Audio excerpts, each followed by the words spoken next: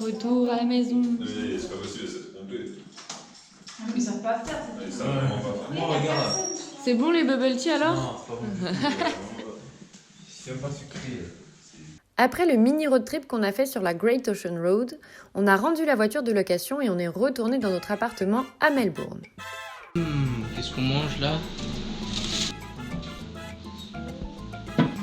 C'est prêt, allez.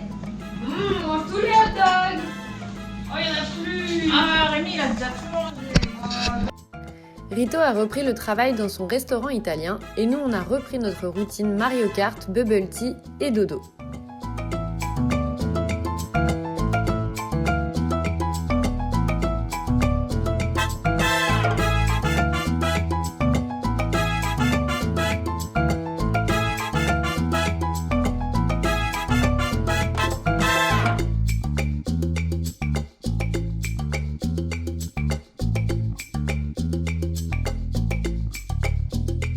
Au début, on avait aussi pour projet de chercher un travail et finalement, on a vite abandonné l'idée.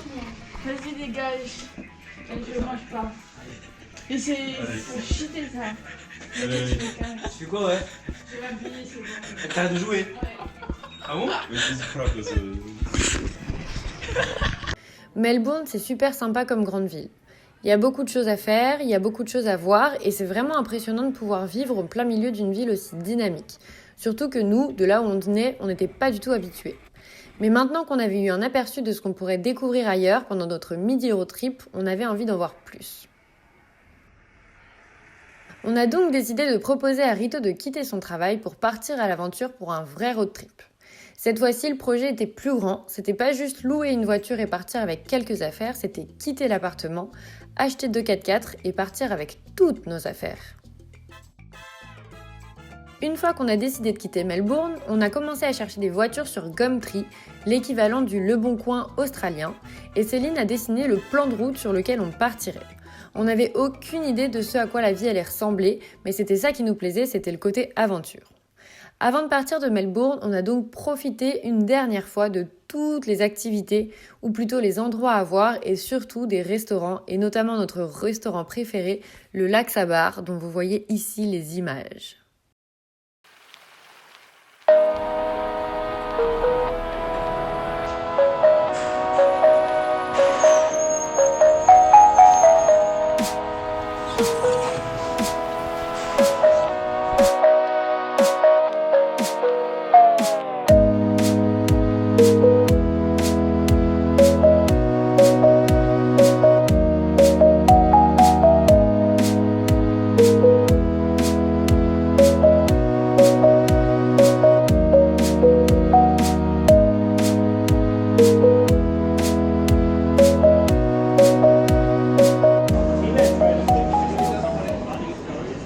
Toi, c'est une glace mix thé matcha et thé oishi. Ah, c'est pas Oh, c'est dégueulasse. Oh putain, c'est dégueulasse. Ah, t'as pas d'eau? Non. C'est totalement dégueulasse. Oh, je déteste ce goût-là. Oh putain, c'est dégueulasse.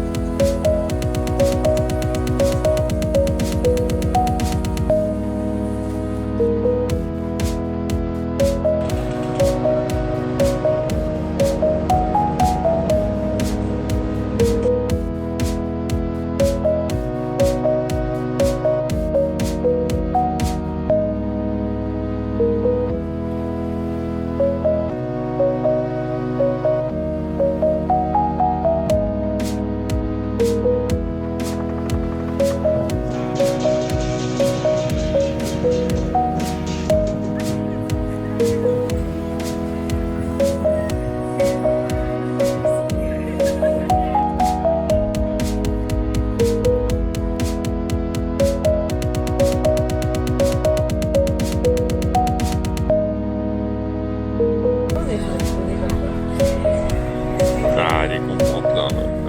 Ils sont contents. Ils sont contents. Ils sont contents. En parallèle de nos sorties, on a commencé à se renseigner sur les voitures à acheter pour notre road trip.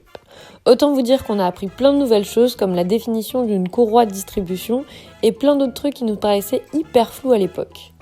Ensuite, une fois qu'on avait choisi à peu près les modèles de voitures qui nous iraient, on avait 2 choix. Soit acheter une voiture déjà équipée pour les backpackers et donc vendue par un backpacker qui avait déjà fini son voyage, soit acheter une voiture classique qu'on devrait équiper complètement pour le road trip. Rito et Céline ont très vite choisi la première option et ont acheté leur voiture équipée à l'intérieur avec un lit en bois et le matériel pour camper. Rémi et moi, on a choisi d'acheter une voiture vide, donc moins chère, mais avec tout à faire à l'intérieur pour l'aménager pour le voyage. On a acheté les 2 mêmes voitures mais pas de la même couleur, et une fois qu'on les avait achetées, on a dessiné le modèle de ce qu'on voulait construire à l'intérieur. Voilà, on a acheté tout le bois, le matériel, l'objectif c'est de faire un lit au-dessus des sièges. On est allé chercher les planches et le matériel à Bunnings, qui est l'équivalent de Leroy Merlin en Australie, et ensuite on s'est lancé dans les travaux. On a garé la voiture dans une rue, et maintenant vous allez voir un petit peu le chantier sur lequel on a travaillé.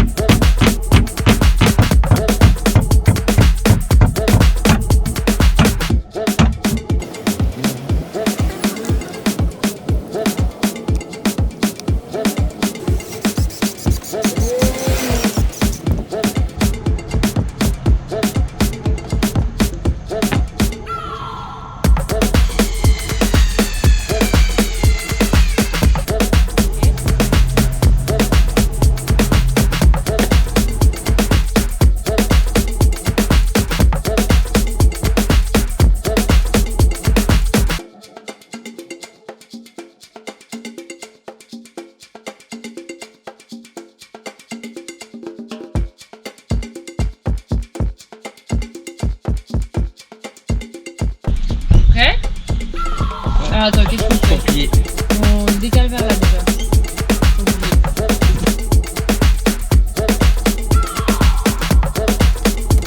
Et là, on le soulève et on le décale. Putain, c'est trop bien! L'aménagement de la voiture, ça a été pour moi un de mes meilleurs souvenirs parce que franchement, pouvoir monter un truc aussi abouti entre guillemets avec le peu de connaissances de bricolage qu'on avait et surtout le peu de matériel et d'espace de travail pour le faire, c'était vraiment un chouette défi et un chouette souvenir. Maintenant, c'est un truc que j'aimerais trop refaire.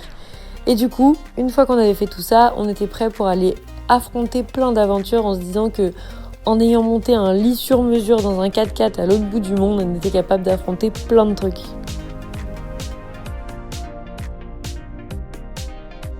Une fois qu'on avait fini de construire notre lit qui servira aussi de futur espace de rangement, il fallait ensuite qu'on continue à équiper la voiture, cette fois-ci avec une rooftop tent. C'est tout simplement une tente qui se met sur le toit de la voiture et qui se déplie pour qu'on puisse dormir en hauteur, loin de toutes les bestioles où on sait très dangereuses en Australie. Et c'est là au final où on était le plus tranquille.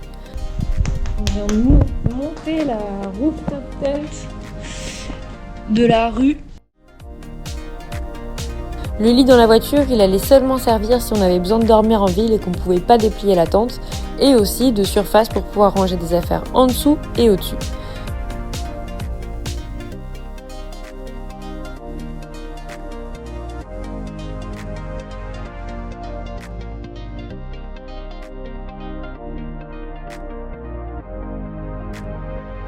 Comme on peut le voir ici, c'était sacrément le bordel dans l'appart, le temps qu'on range toutes nos affaires dans la voiture avant de partir. On a laissé notre appart 2 semaines avant de partir, ce qui était le temps du préavis du propriétaire de l'appartement. Et donc, on avait 2 semaines pour aménager toutes les voitures, vider toutes les affaires de l'appartement et partir sur la route avec nos 2 voitures.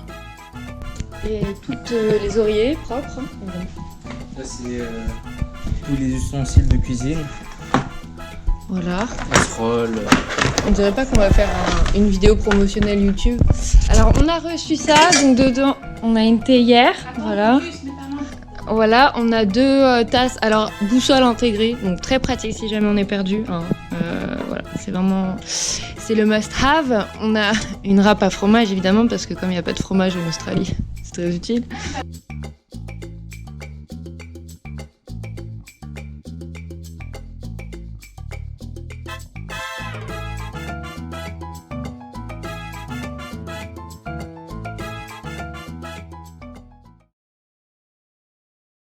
Voilà, toute notre maison tient dans ce 4x4. Ouais, ça y est.